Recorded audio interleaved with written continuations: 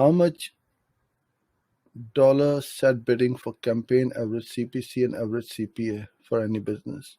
No, there is no such thing as a standard or an average bidding or campaign average CPC. Yes, you will have CPC average CPCs in the keyword planner. You will see how was the low end of the low. What's I'm just trying to get the right wordings. The top of the page bidding and the bottom. The bottom one is obviously cheaper, and the top of the page bidding is going to be higher, and also the average CPA. Unless you are running campaigns for lots of dentists, then you will know the average CPA may still vary from New York to Chicago to San Diego and so on.